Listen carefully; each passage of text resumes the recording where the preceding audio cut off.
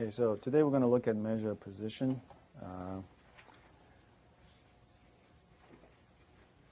Start from the idea of z-score, right? The measure of position just help us understand where a piece of data lies relatively to the particular population, or particular distribution. Okay, and z-score is actually a very important measure of position. Later on in our statistical inference, we're going to look at that again, right, and make use of the concept of z-score to help us to develop some hypothesis testing procedure. So what is a z-score? To figure out z-score, you got to know mean and standard deviation. You're using mean and standard deviation, right, to calculate the measure of position. So if you have an observation value x in a distribution, right, and that distribution has a mean mu and standard deviation sigma, then the z-score, or sometimes we call it standardized score for a value x, is the x minus mean divided by standard deviation. It measures actually how far the measurement x away from the mean of a distribution in terms of number of standard deviation. Okay, so first you measure the distance from that value to the mean and divide by standard deviation. So it can help you to count how many standard deviations that value away from the mean. Okay, so if that number is greater than mean, you get a positive number. If that number is less than mean, you get a negative number. Okay, so for instance, if I have a data value that is 3 standard deviations to the right of mean, okay, then the z-score for that would be 3, since it's 3 times the standard deviation, right? If it's 3 standard deviations to the left of mean, then the z-score of that would be negative 3. Okay, but you know this formula, so what you can do, anytime you have a value, you know the mean and standard deviation for a distribution, then the z-score for that value in that distribution, you can just use this formula to calculate it. Okay, so let's look at an example. I have a distribution, mean is 10, standard deviation 2. So what's the z-score for value 7? So what you do is just use 7, subtract mean to measure the distance from the value to mean. You get negative 3. That means your value is to the left of mean, right? Then divide by 2. You get a negative 1.5. I don't know what that is. Just afraid of somebody fall asleep to give you a wake-up call.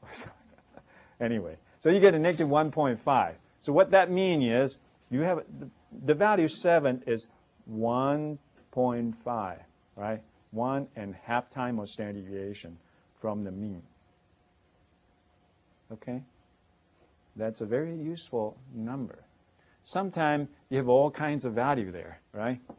And if I want to know the particular value, where it stands in the distribution, just by looking at the raw data value, original value, it's hard to understand.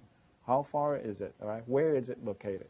If I say this value has a z-score of negative 1.5, that means this value is below the center of gravity for that distribution, about 1.5 standard deviation from the mean. And you know, you learn from either empirical rule or Chebyshev's rule. If you remember empirical rule says if you have a bell-shaped distribution, then most of the distribution should be within 3 standard deviations, 99.7%. And 95% of distribution within 2 standard deviations. Okay. So in terms of number of standard deviation, right, if you use a z-score, it can give you a sense. How far is it from the center? If I have a value that z-score is 3, that means what? It's really far away from the center, right? It's on the extreme, right and extreme, right? Because most of the data should be within 3, right? If you have z-score 3, that means it's really far away from the center. Make sense? Okay? So that's the idea of z-score, okay? And of course, if you use a population mean and standard deviation to calculate z-score, we call that population z-score, right? Oh, somebody touched the button, I guess. So, yeah, okay, good. Now, if you use the sample mean and sample standard deviation to calculate your z-score, it's called sample z-score, right? That's the difference, whether you use the population measures or use a sample descriptive. Right?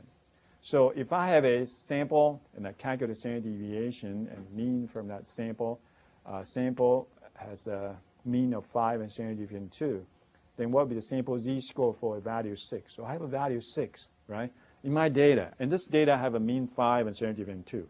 So what's the sample z-score for this data? Apply the same formula, right? You just use that 6, subtract the mean is 5, divide by standard deviation 2, you get 0.5. So this particular piece of data, 6, is about 0.5 standard deviation from mean. So 0.5 standard deviation is not too far, right? Within 1 standard deviation, you have about 68% of distribution within that range, right? 1 standard deviation. Does that make sense? Okay, that's easy. Here's just an example, right? Especially women, when you reach a certain age, middle age and higher, a lot of women suffer the loss of, serious loss of bone, right? A decrease in bone density. So most of the time, doctor or physician, right, will recommend female to do bone density scanning. Okay. And a lot of machine, when you went through the scanning, they report to you a score called T-score, right? This T-score, the idea is very similar to Z-score. Just kind of measure how far are you from the center of gravity for the distribution of bone density among all the female. So if you get a bone density reading 1, that means you're okay, right? You're in the center, 65%, 68% of distribution, in around average, right? If you get a bone density score reading like -2, that's not good, right? -2 means you're 2 standard deviation from the average bone density among the population, and actually on the lower end, right? Remember, if you have bell-shaped distribution, most of the distribution within 2 standard deviation. If you have a z-score -2, that means what? You're on the edge of that 2 standard deviation of the distribution, 95% in fact, right? And so that 2 standard deviation, within 2 standard deviation of 95%, what's the end? What's the tail percentage? 5%. So you're on the tail 5% of the distribution when it comes to bone density. And in fact, that 5% is 2.5% on one end and 2.5% on the other end. So you're on the lower 2.5 percentile of that distribution, which means what? It's not good. Your bone density is way too low. Okay? So immediately when you read that number, you have a sense where you stand when it comes to bone density, right? Or the result of the testing. Okay? If I tell you the bone density is average 120 and you get a bone density of 95, you probably have no sense whether you're good or bad, right? But if you're given a T-score or Z-score, you know immediately. Am I making sense? Unless people also give you the mean and standard deviation from the bone density distribution, then you have a sense, right? If you learn statistics, right, you will have a sense where you stand. Okay, so this T-score, or it's almost like a Z-score, right? They're very useful measures. Okay. Oftentimes, when you do comparative study, right, or try to understand where you stand, right, these Z-score are very useful. So this is kind of like a guideline, right? I found this from the internet, just made a copy of that, right, to give you a sense, right? If you have a T-score less than -2.5, you know, -2.5 is really, really low in that distribution, right? The T-score, if you understand the idea of Z-score. Okay. So, okay. So that's about Z-score, and you're gonna see that. You're gonna visit that again later on. I use that same concept when we're gonna learn the statistical inference using that same concept. The other measure is measure of percentile, and I think you all have a good sense what's a percentile, right? If I finish an ACT score and I got 90th percentile, that means what? My score is above 90% of people who took the exam, right? So it makes sense, right? And if you check on different books, you may find different formula for calculating this percentile. People just try to find a way to approximate this percentile. You can never get exact, right? So we approximate it. So here I showed an example, actually one approach to figure out the percentile. And when you, like I said, when you check on internet or check on another book, you may find formula slightly different, but the goal is just the same, all right? Just try to get an estimate. So if you want to find a data value correspond to a given percentile, for instance, I want to find a 90th percent or 80th percentile, how do you find that if I have a data, right? This is a procedure to do that. Of course, first you want to sort these data out from the smallest to largest, okay? Then you want to compute the precision index. I call it C. And what would that be, okay? If I'm looking for 90th percentile, this P here will be 90, right? Use that 90 divided by 100. So you get a proportion of data that is below it, the 90%, right? Then you use a sample and the sample size multiplied by that number, right? So try to get the counts, right? How many pieces of data should be for the first 90%, okay? So you get a number C, and this procedure suggests that if this C is not a whole number, then round this C up to the next whole number, right? That is if C is not a whole number. So when you do division, sometimes you get a whole number as your quotient, right, without remainder. Sometimes you get fractions, right? So this is a case when you get a whole number without fraction, right? Then your position index, you just run it up to the next integer. If C is a whole number, then the percentile position is halfway between C and C plus 1. So if your C is like a 4, right, then C plus 1 is 5. Halfway in between, that means what? 4.5. Right? That's a position of your, which means you want to find the midpoint of the 4th position and 5th position, those two numbers, right, from the order list of data. Hope that makes sense, right? So that's pretty simple. So let's look at this example. There was a 15 piece of data. I want to find 90th percentile. How do I find them? First, you want to sort these data up, okay? And then use n sample size times 90th percentile, so 90 divided by 100, so it gives you that proportion, right? So that's about 13.5 piece of data below it, and 13.5 is kind of like position index. But it's not there yet. We say that once you found this C, if this C is not a whole number, run up, okay? So you get 14. So the 14th position will be your 90th percentile. So what's the 14th position? 1, 2, 3, 4, 5, 6, 7, 8, 9, 10, 11, 12, 13, 14. So that's 85. 85 is the 90th percentile from this, right? Based on this procedure. Okay. If I end up getting 13, not 13.5, then the percentile will be what? In the between 13th and 14th position, right? So it will be 13.5. 13.5 will be in between these two numbers, right? So what we do, just like calculating median, we take the midpoint of the two. Okay, that's what this procedure suggests. If you use other procedure, people may do interpolation. May say, oh, I don't want to take the midpoint. I want to do the 90s, a 0.9 position at the 0.9 out of this and 1. Okay, measure 0.9 to this proportion, right? So the difference between the two, you multiply 0.9. Add that to this point. Some procedures suggest you do it that way. Do a little bit interpolation. Okay, but take this one. Right? This is simple. When you try to use software to calculate it, like I said, different people, there are many different rules for doing this. You might find two different software give you a different outcome. They're very close, but different. It happens, right? So don't say any software is wrong. Just they take a slightly different approach. Hope this makes sense, right? So you run SPS, you run Excel, you run R, and find out the answer are different. What happened? Well, because they're probably taking slightly different approach. When the data set get larger, you get million pieces of data, then 90th percentile probably will be all around the same. Okay. Hope that makes sense. All right. So this is how you figure out the percentile. And quartile is just special percentile, right? When you have the data, you split it, write it in an increasing order and split into 4 quarters, right? Those data values can allow you to split them, divide them into 4 quarters. Those data are the quartile. Okay, so the first quartile is like 25th percentile. Second quartile will be what? Median. And third quartile will be 75th percentile. Okay, so that's pretty easy, right? Okay, so I have this data. This is the data that I use in class, showing you how to use SPSS also, okay? And I actually dropped the 6. This is about height. Right?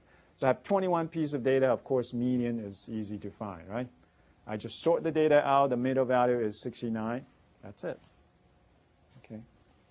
And how about first quartile and third quartile? Now, in this lecture, I'm going to use a slightly different way than what is defined in percentile. I'm not going to use a percentile formula to calculate this. I'm going to use an idea called hinges, right? When people years ago when they tried to do so-called exploratory data, exploring data, and tried to use boxplot. Okay, what they did is this: they, in order to find quartile very quickly without going through those formulas, what they say is quartile should be the median of the first 50. First quartile should be median of the first 50% of the data. And the third quartile should be the median of the second 50% of the data. Okay.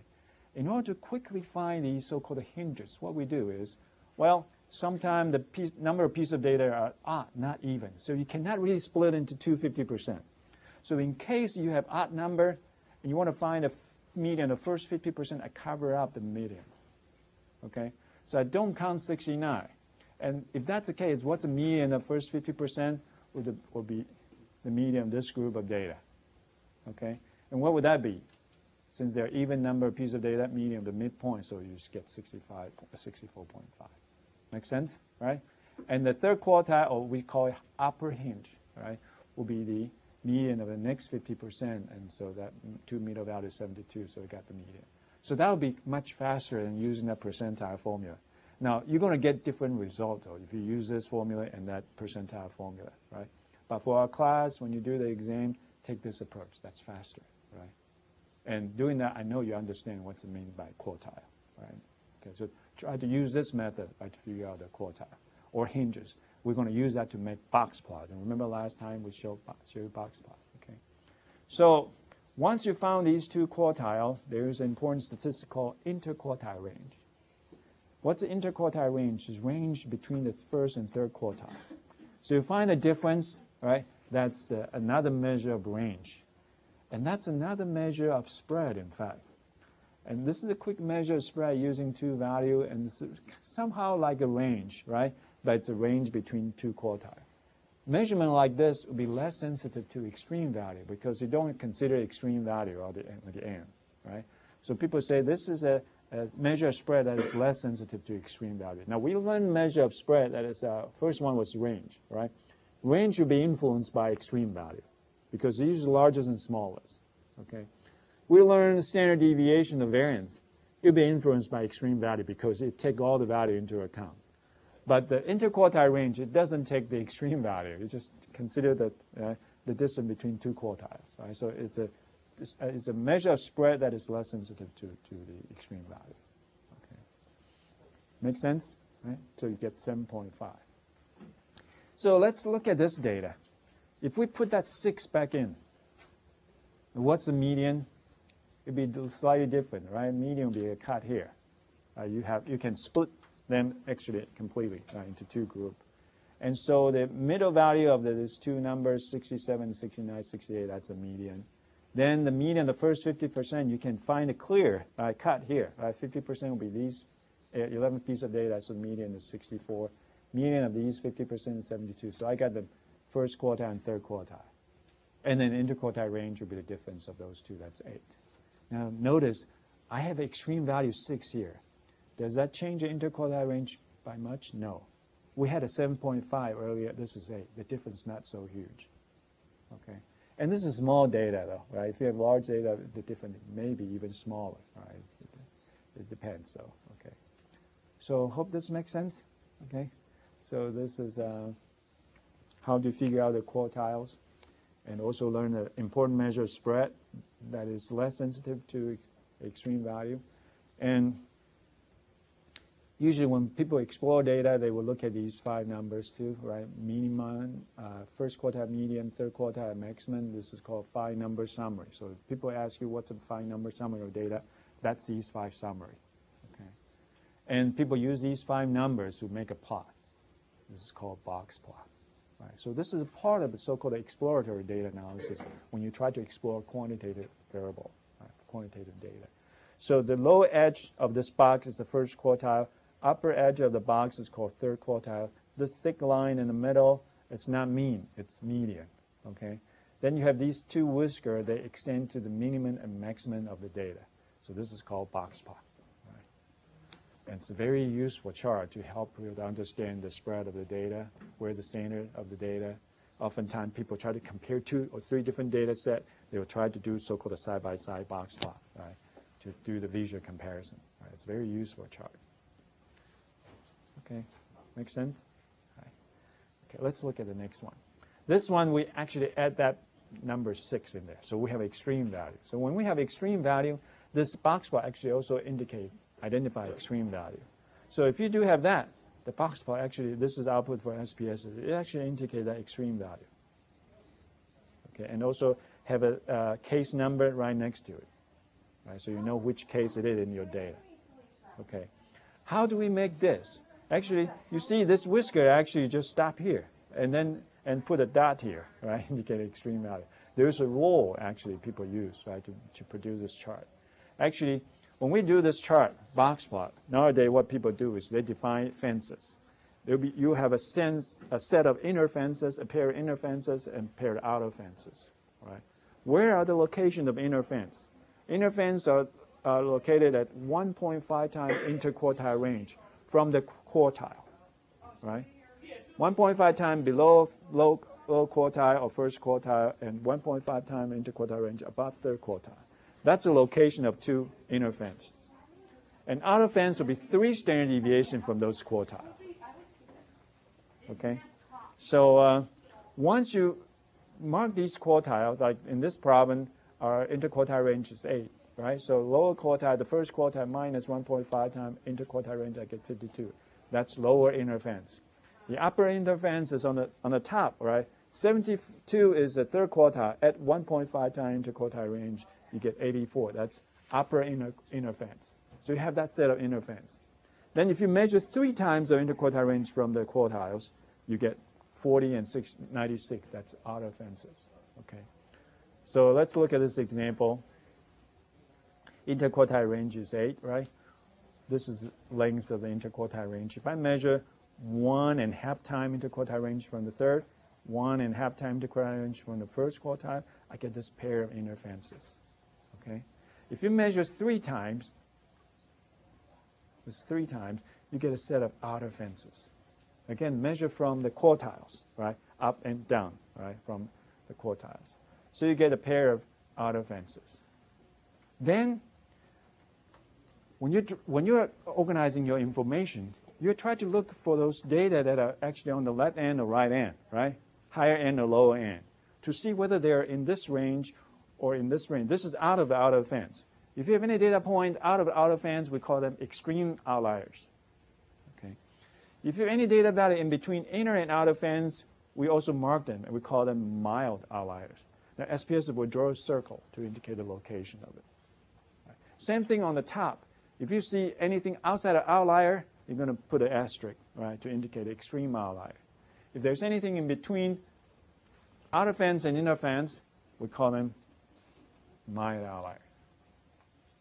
Make sense? Okay. Now, in this particular example, we only have this one case, right, with value 6 that is below 40. Okay. Usually what you do, you glance through the data, right, from the left end. Once you get these fences set up, from the left end, first piece of data is 6, you mark that 6 here. The next piece of data is 60, that's over here, right? It's already past the inner fence. So you will draw your whisker and stop at that first observation you saw, right, from that list, right? So the smallest, from the smallest and keep going up until you find a point that actually passes the inner fence. That'll be end point of your whisker on the lower end. And also then go from the right side, larger value. If you find anything that is out of outer fence, you mark it, right? Use an asterisk, right? If you find anything that's between outer and inner fence, you put a circle to indicate the location. Once you cross the inner fence, the first piece of data will be end of your whisker. So that's how we draw a box plot nowadays.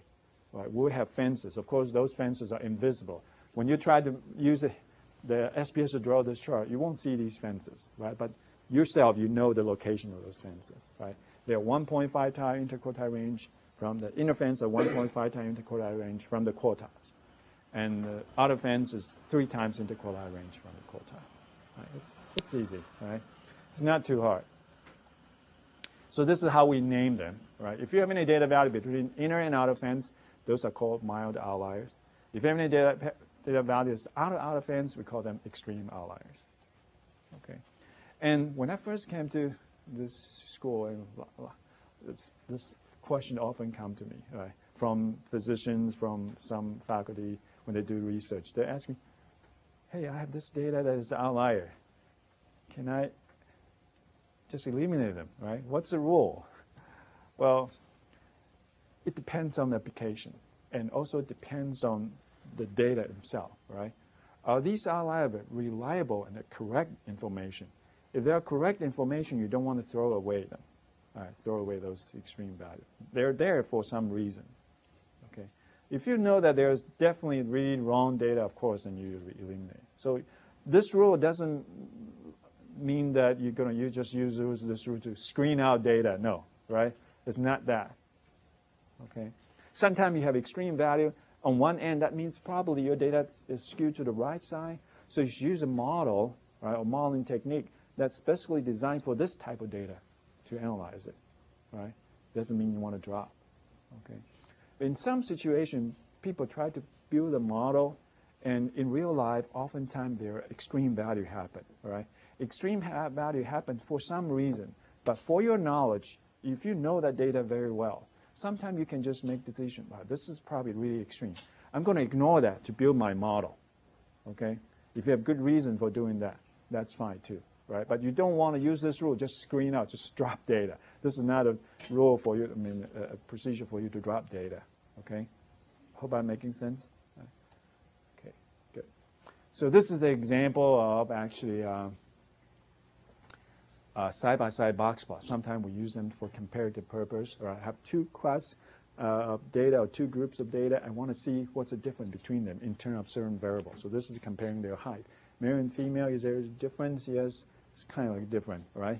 Male, they are actually clustered more closely here, and the middle 50% lies here, right? For female, the middle 50% of data lies here. So male kind of higher, right, in height, right, than female. Okay, make sense? Right? I think this is not too hard to do. Okay, good. So. We have learned these different measures, measure of center, mean, and median. Right? Also, we learned the mode, right? But you know the mode is most likely for the categorical data, right? Usually we use mean or median, right, when you describe the center of the quantitative data. Now, if the distribution is symmetrical, mean and median should be at the location, right? If the distribution is skewed, right, remember we had an example earlier. Usually if median is greater than mean, that means your distribution is to the right, skewed to the right, right? If mean is less than median, distribution is skewed to the left, right? So the relative standing of the location of these two measures somehow also give you a hint of the skewness of a distribution, okay? And of course, we learned the fine number summary. This is good descriptive measure for any kind of distribution, and you understand these special location, the position measures, distribution, and oftentimes people would show that, okay, when they report their quantitative data. Okay. And median, quartile, interquartile range are measurements that are not sensitive to extreme value. You know that, okay. Mean and standard deviation are sensitive to extreme value, but remember I mentioned the term sufficiency, right? These two measurements actually take all the piece of data value, detailed information of data value into account when you do the computation. So these statistics give you more information about data. So oftentimes people like to report these numbers. Okay. Good. This is something I say for you, I think. What time is it? Do you want to practice this? Let me give you like maybe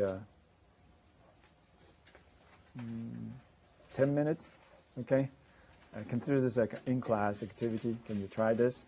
Right.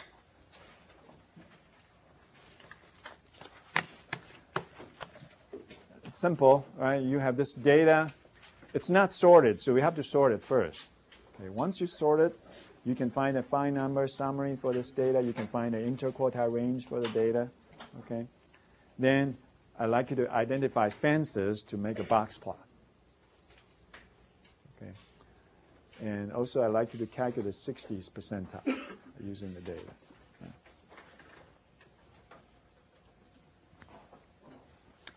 If you need me to flip to a certain slide, let me know, and I would flip that to there. Right? But first, you want to copy these down. There are actually 14 pieces of data.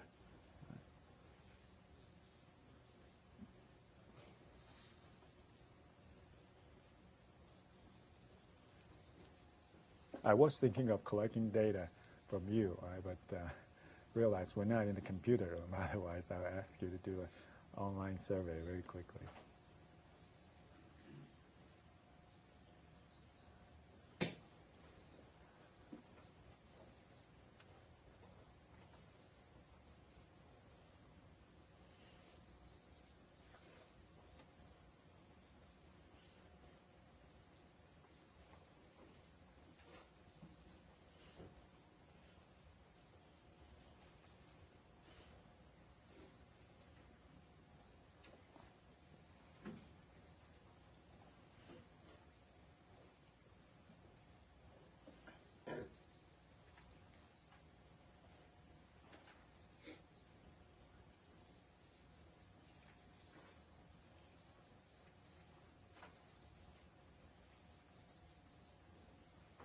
If you finish copying, not yet. Okay.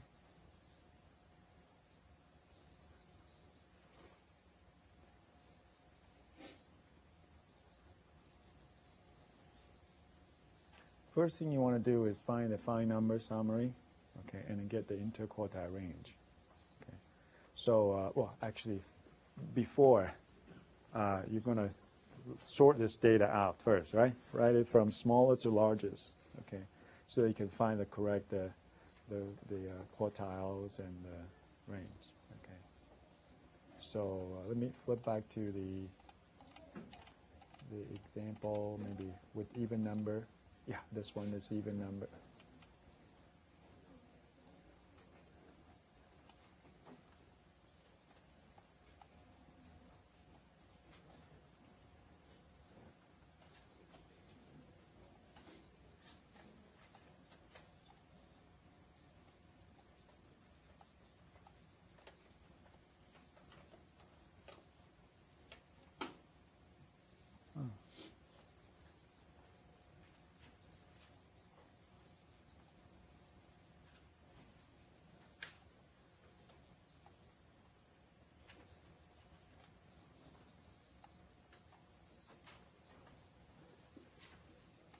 Let's go to the first one. This one will be probably more helpful. Okay. So you want to find the fine number summary, that's maximum, minimum, right? And also the 3 quartile, that's fine number summary. You report those fine numbers, right? And what's the interquartile range? Range between first and third quartile. That's the interquartile range. Right? So hopefully this slide should be able to help you, right, to figure out those.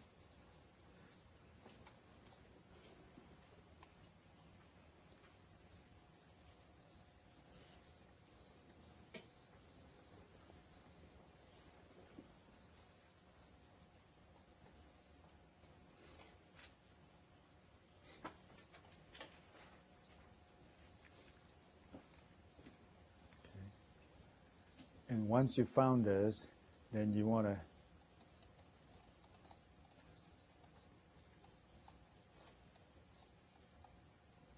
try to do this, right?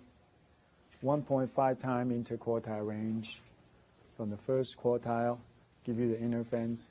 From the third quartile, give you the outer inner fence, upper inner fence, okay? And then measure 3 interquartile range up and down from the first and third quartile. You get the location of outer fences. Okay. Then you search through the list of data from the largest or from the smallest, right? Narrow down, right? Once you pass the inner fence, you have the maximum or minimum, right? Or the endpoint of the whisker. Outer inner fences, or you're going to mark, right? Mark the location of those measures. So your whisker only extends to the maximum and minimum within the inner fence, right? You don't want to draw your whisker up to here, no, right? You mark those outliers outside the inner fence. When you pass the inner fence, that first number you saw should be the endpoint of your whisker, either from the left end or from the right end, right? So you approach from the left end, one piece of data at a time, until you reach the first piece of data inside inner fence. That'll be the point, that's the end of whisker. Then go from the right-hand side, largest number, okay? If you have an extreme value, mark them. Once you cross the inner fence, the first value will be the endpoint of another whisker. Right? So that's how you do the problem. Okay. For this data, you start from the left end, you got 6, right? So 6 is out of outer fence, you mark it. The next number is 60. 60 already crossed the inner fence, so that's the endpoint of the whisker. Right? Pretending that I have one fence and another fence there. 60 already crossed the inner fence. That's the first number you saw once you cross the inner fence, right? That's the end of your whisker. On the right-hand side, 75 is already in the inner fence, so that's end of whisker. If I have a piece of data that's 200, then I got to mark as 200 there, right? And the whisker don't go that far. Whisker only go up to the maximum within the inner fence, right? So whisker extend to the maximum and minimum within the inner fence. Anything out of the inner fence, you have to mark either a circle or asterisk. Asterisk indicate extreme value. That means your data is out of the outer fence. If any data between inner and outer fence, you draw a circle.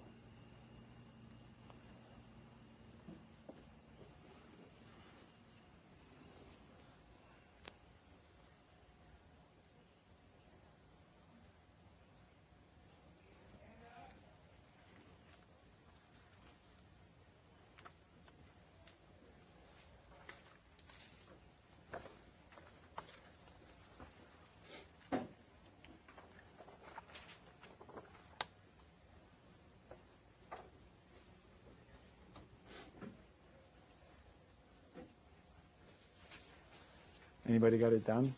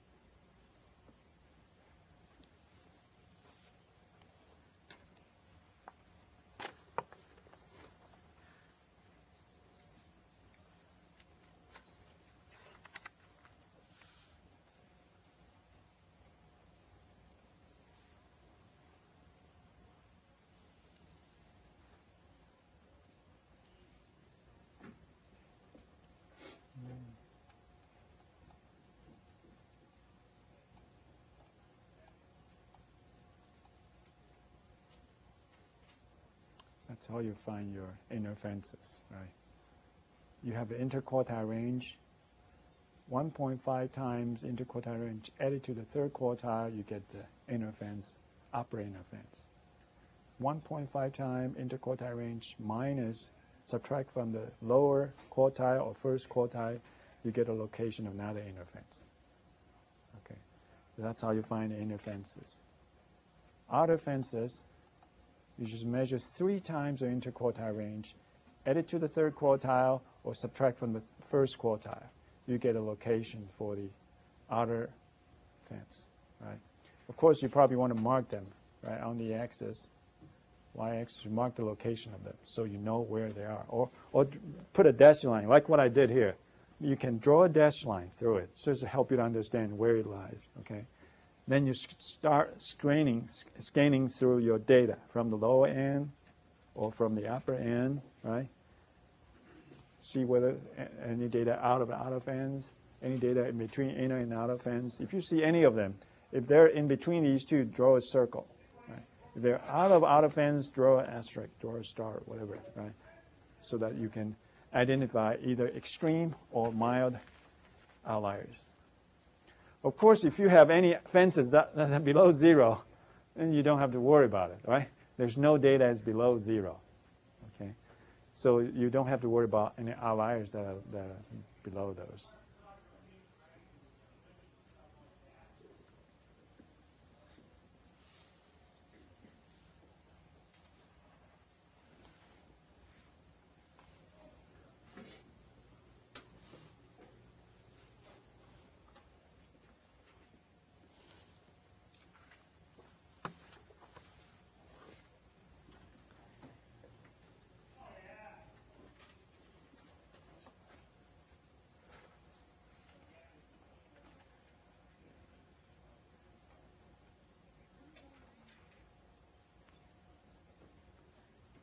Remember, when you draw your whisker should not cross these fences, right? The whiskers stop at the minimum and maximum, right, within the inner fence. Okay. The whiskers stop at the minimum or maximum within this pair of inner fences. Right? You don't want to draw this line through these fences. That's not the right way to do it. Okay.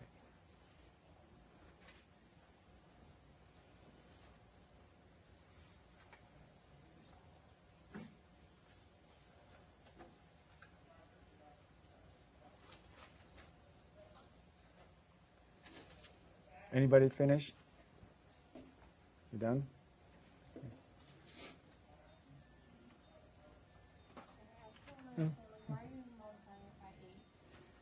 Oh, this 8 is interquartile range. This 8 is this distance here.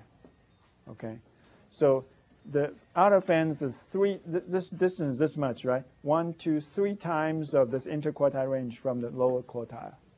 That's a location for the outer fence. You also measure this distance, right? 1, 2, 3 times above third quartile to get the outer fence. Okay. You use your third quartile and the first quartile. Third quartile, add 3 interquartile range. First quartile, subtract 3 interquartile range. That's the location of outer fences. Right? If instead of 3, you use 1.5 interquartile range, you reach the inner fences, upper and lower inner fences. Okay. Yes? Use circle. Use a circle. Just draw a circle and mark the location of the mild outlier. Yeah. Do you see any mild outlier there? Okay. Any extreme outliers? I guess. Right? Are you done? Okay.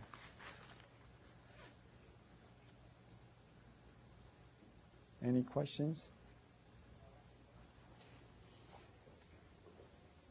Do you want to share yours? Are you done? Do you mind? Let me just, okay. Okay, let's see what he did is correct or not, right? Let's all look at this. So for all these data, we sort them out. So I have there are even number of pieces of data, right? So there are 2 middle values. The average is the median, 54, okay? Then we have a cut here. The first 50%, the median is what? 50, right? There are 7 pieces of data. The middle value is 50.